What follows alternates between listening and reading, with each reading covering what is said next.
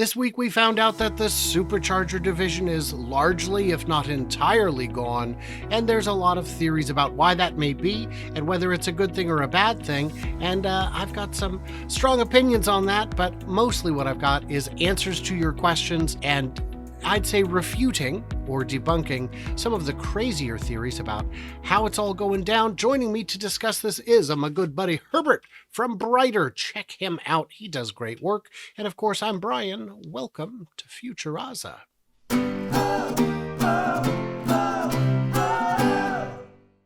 Hey, good buddy.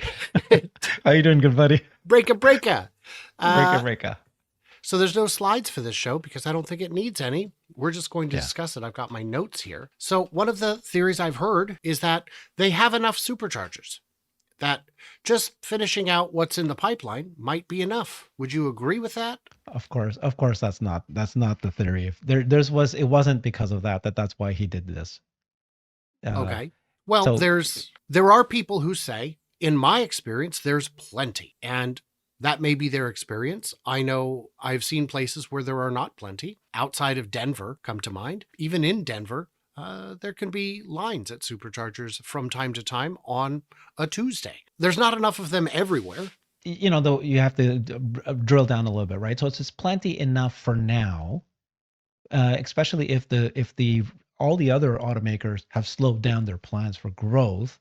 And we are seeing a cyclical reduction in auto sales, or at least flat. It's not like you have to rush this year to actually complete this, right? And what Elon said was, we'll still grow. It's just not as fast as what we've been doing in the past.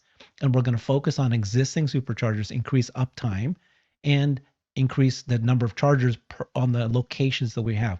The laying off of the 500 people, we don't know yet because Tesla did not announce that.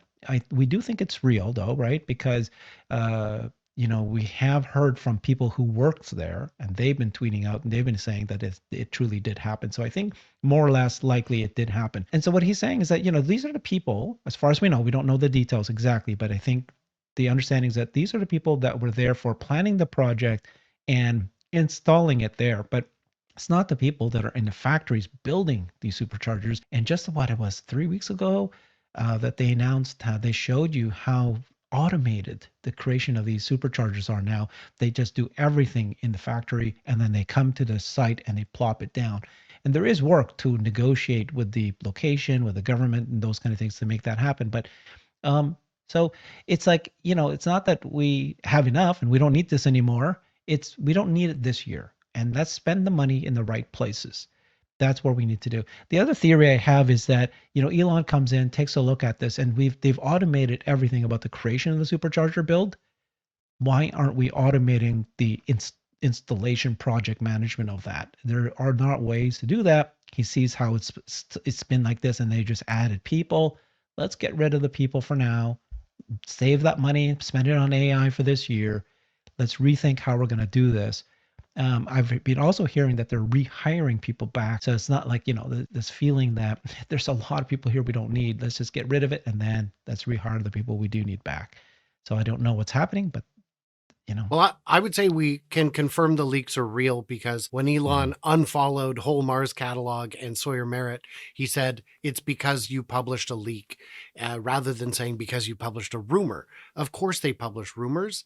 They publish everything. What he published was this email. There's an email that Elon sent out, and it was saying something like, if you have 3 or more people who are not, do you remember the 3 categories? Right? It was, all I know is he quoted an article from The Information.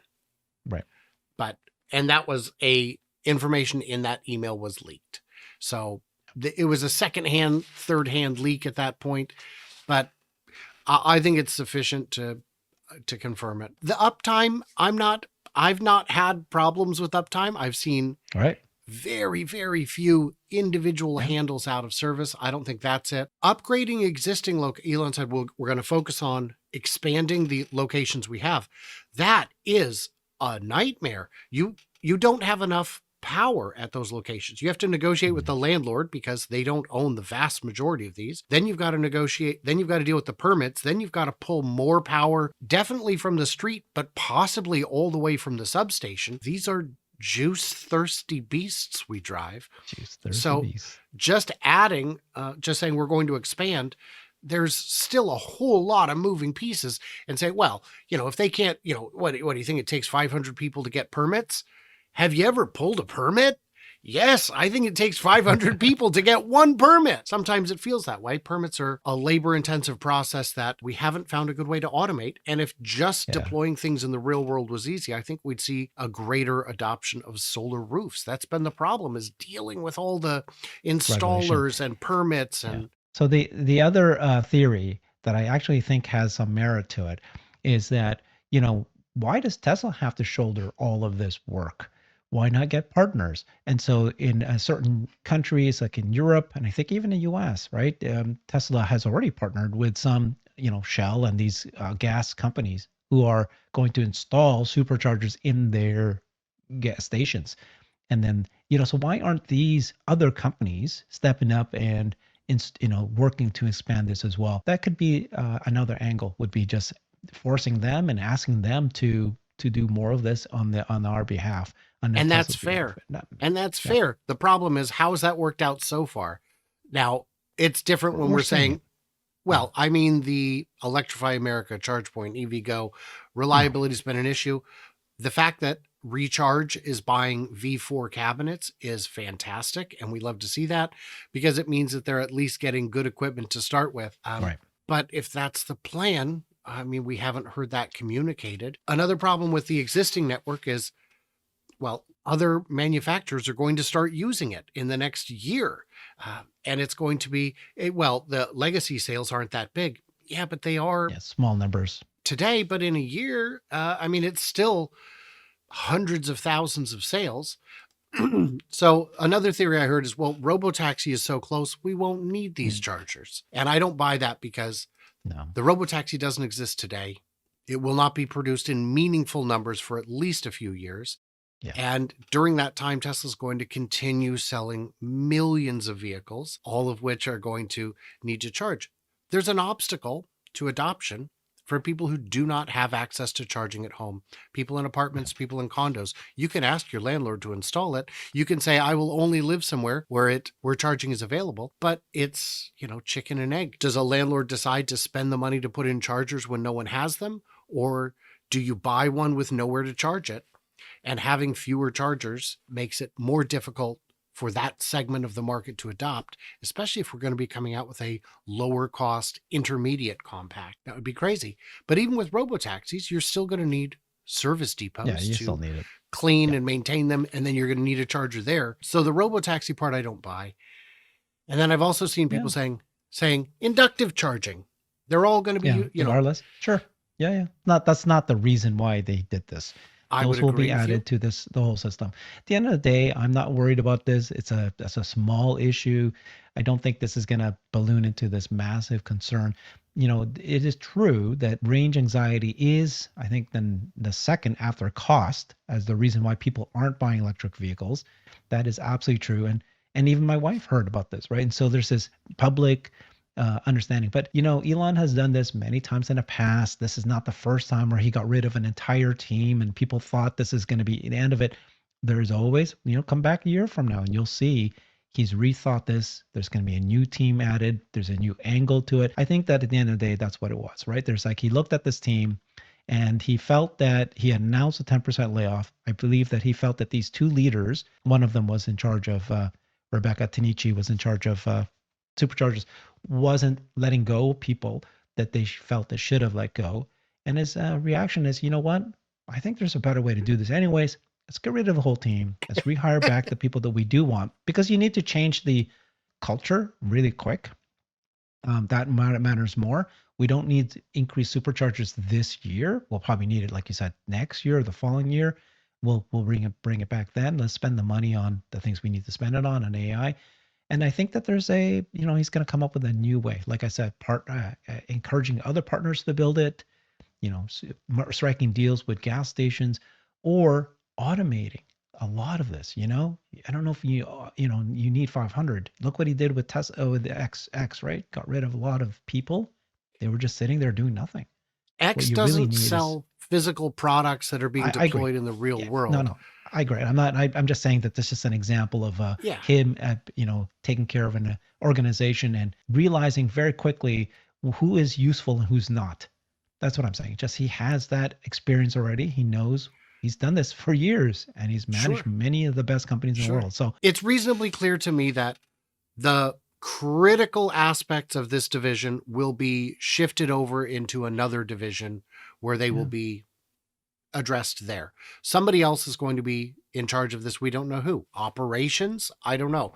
But it's not dead, but I would disagree strongly that now is a good time to rest, because Tesla is planning to continue selling record number of amounts of cars every year, and you're going to have all these other cars uh, wishing to be on this network, and you've got these other cars that are going to block 2 stalls to use it. So I think that's challenging. I did hear one theory that the reason the entire division was canceled was because there's not enough pull-through stalls for Cybertrucks. You had 6 years. Why didn't you get them ready? And I don't buy that.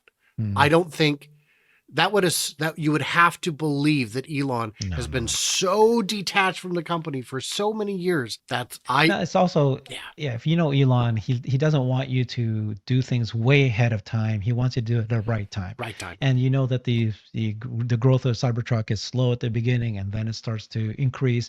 This was not, if you started doing that earlier, there's no issues with this at this point. We So, no. yeah.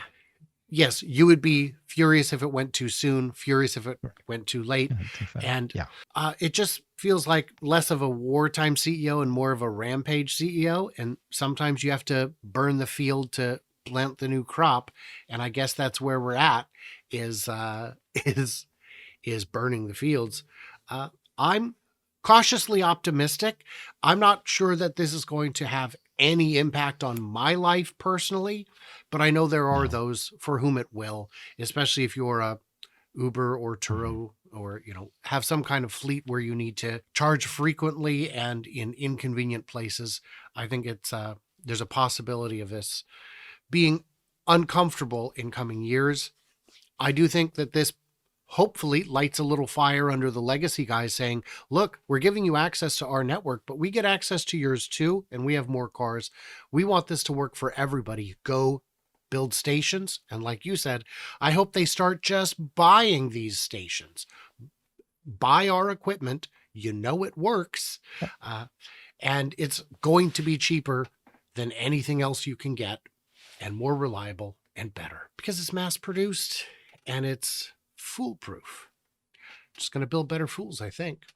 So, what did we miss? What did we misunderstand? What's your theory? Is this a big deal? Is this no deal? Is this the end of the world, or who cares? Is it good news? Maybe it's good news. What's coming next? I don't know. But I'm always very excited to find out. Yeah, let us know. And do me a favor, if you get a chance, head over to Brighter with Herbert, see what he's up to. He's got some he's got some fantastic stuff this week. He had just the other day had a story, an embargoed story with some robotics information, which I'm not going to say just in case anything comes out too quick. But check it out and like, subscribe, do the usual. Stay tuned, stay juicy. I cannot wait to hear from you, clever robots in line at the supercharger. Yeah.